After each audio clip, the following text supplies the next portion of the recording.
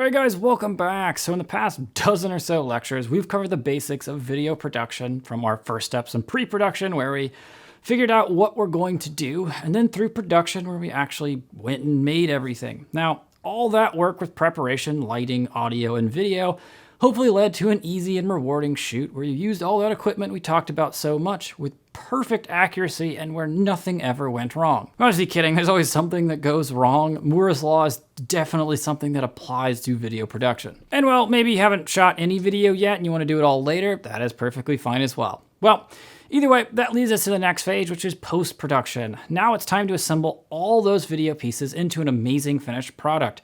This might seem daunting if you haven't done it before, but we've already got our script to guide us, right? I certainly hope you wrote a script. Now, whatever you've got from a rough outline to a detailed script, or even that one in the middle we talked about, the 2-sentence script, maybe you even have a storyboard if you went crazy with it, it will help you put together all the pieces for editing. Now, in fact, when we say post-production, most of the time we're really talking about editing, which is the process of assembling the rough video pieces you recorded into the right order, cutting out the bad parts and bad takes, stitching everything together so it looks smooth, syncing the audio, deciding which camera to show at what time, etc., etc. Then the job of editing is to add finishing touches. Now, these finishing touches could be anything like adding transitions, which are basically things like fades or dissolves, really just different ways to go from one shot or scene to the next. We could do things like titles, which basically means adding words to your video, which could be text on the screen somewhere, or full screen graphics. You just slide in there to show, I don't know, logos, taglines, or separate sections of a video. I do this all the time. You'll usually see it at the bottom of what's called a lower third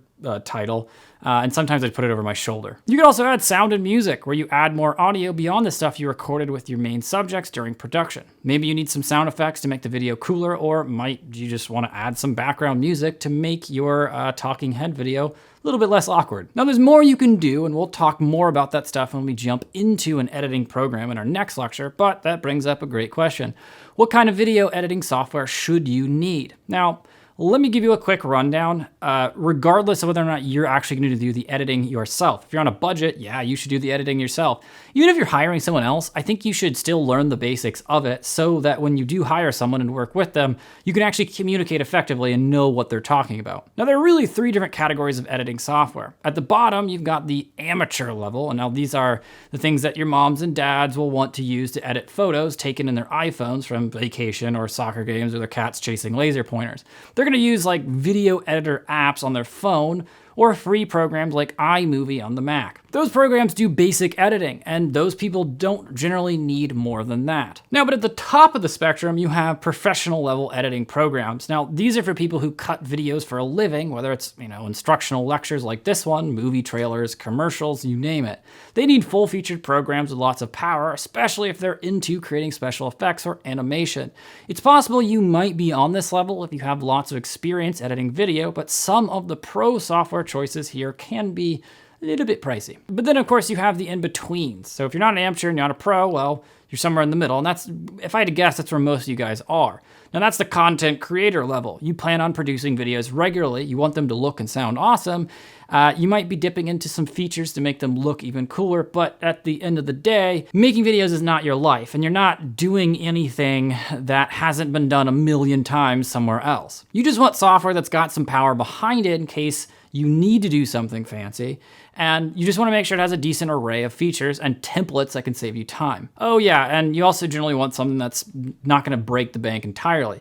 So I'm going to talk about some of the video editing software choices out there with content creators in mind, but pros should also pay attention to because, well, there's quite a bit of overlap here. All right, now so first up we have Adobe Premiere, which has been around for a very long time, and it's been updated and fleshed out to include just an abnormal amount of features used by video editors of all skill levels. In Adobe Premiere, you can import video and audio from pretty much anywhere, and there are a lot of apps and plugins that are being built just to work with Premiere. It's really a powerful piece of software, and one great thing about it is it runs on PCs and Macs. If you have a PC and you want to hire someone who has a Mac, well, you can both use Premiere, and that will actually help you sync up the work you do. Generally speaking, though, Adobe's going to charge you $20 a month for it. Some of you guys already have subscriptions to the Adobe Creative Cloud, so maybe you have Photoshop and Illustrator as well, but it's in that package. And now if you were to accidentally fall asleep onto your keyboard and ending this lecture, I'd be perfectly fine because Adobe Premiere is kind of the end-all be-all for our level of video editing. People who don't know a lot about video editing can use Adobe Premiere. People who want to do really advanced stuff like full-featured films can use Adobe Premiere. It's kind of the default thing that the vast majority of editors will use, and that's why we're going to focus on it in the next couple lectures. Now, in some cases, Premiere might be overkill. Like, it's too many features, and it takes a little bit too long to pick up and use, and that's why often people will stick with other choices. Now, another program that I do want to talk about is what's called Final Cut Pro. Now, Final Cut Pro, there's Final Cut Pro, and then there's Final Cut Pro X, which is Final Cut Pro 10, but it's essentially Apple's version of Adobe Premiere. Now, it only works on Macs. With Final Cut Pro, it's kind of, I consider it kind of in the middle between iMovie and Premiere. With Premiere, you can do almost anything. And with iMovie, you can't really do that much, but what you can do very quickly, and it's got a lot of prepackaged templated stuff. Final Cut Pro is kind of right in the middle. And it's actually what I edit with because I'm not a professional editor. I have a lot of experience editing, but I don't want to do it for a living. I don't spend thousands of hours making videos just for fun. Final Cut Pro is a perfect in-between for me. It's easy to use, but it also has access to a lot of professional features. But then also at the same time, it really does focus on using templates and using shortcuts that can get you to the promised land sooner. So if you have a Mac, that's one I definitely think you should check out. It looks a lot better than Premiere. It runs a lot better, but it is just not as powerful. Now, the next two programs I want to mention are, there's Cyberlink's Power Director, and then there's Corel's Video Studio. Now, these are really just a step below Premiere in terms of power and available features, but they're also quite a bit cheaper. However, if you're someone in the middle range where you just look at Premiere and you think it's overwhelming, well, this is something you probably check out. Now, Power Director and Video Studio are very similar to each other. They're both under $100, both PC-based, and they're both, PC Magazine seems to love them. Power Director, for instance, can support up to 100 different video tracks at a time, which is absolutely crazy. But hey, you never know. You might need 100 videos in the same timeline. It's nuts. Video Studio also has a pretty nice reputation, especially with its feature set, including some cool stuff you can do, like with motion tracking. That's basically where you lock onto a subject on the screen and add some kind of effect directly to it. For example, you might want to mask out a license plate of a car in a video, or you could add text on a screen that moves along with a person or an object. That's motion tracking. So really, those are kind of the four that I would think about. There's obviously ones like Sony Vegas. Some people really like it, but it's kind of on the level of like Power Director. It's kind of in the middle. If you have a Mac, I generally say use Final Cut Pro because unless you really, really want to get into your editing, it has pretty much everything you would need. But Adobe Premiere is pretty easy to actually suggest because there's nothing you really can't do in it. I mean, it's really kind of the workhorse of almost all video productions. Now, aside from your experience level with editing, choosing an editing program really comes down to a few different questions. First off, how much video do you plan on producing?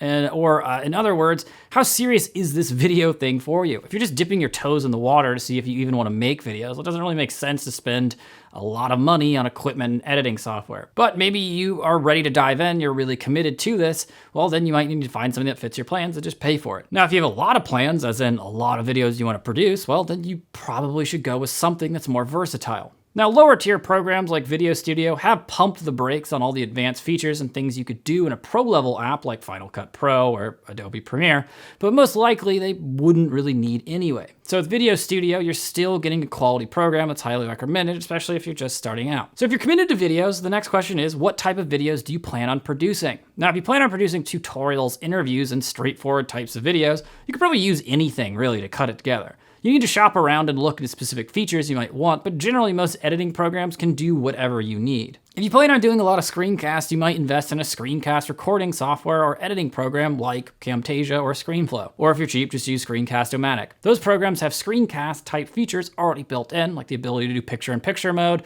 screen highlighting, or record from multiple audio sources. And since you can edit your screencasts right in these programs, it saves you time.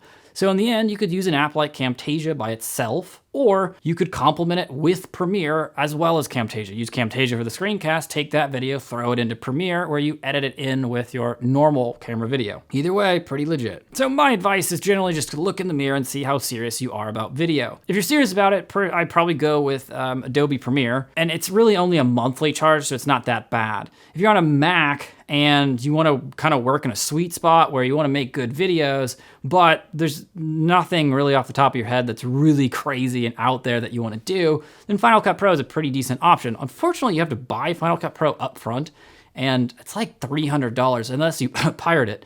But that's, one thing to take in mind is that you have to cough it up front. Then of course, if you just want to stitch stuff together, like you have an interview, but you're not really going to focus on editing, like putting in graphics and illustrations and effects and things like that, you really don't think that's where you're going to make or break your videos, well then try looking into some of the other ones like Video Studio. All right guys, that's really what you need to know about editing software from an informational point of view, but we should definitely dive into a program and see what you can actually do with it.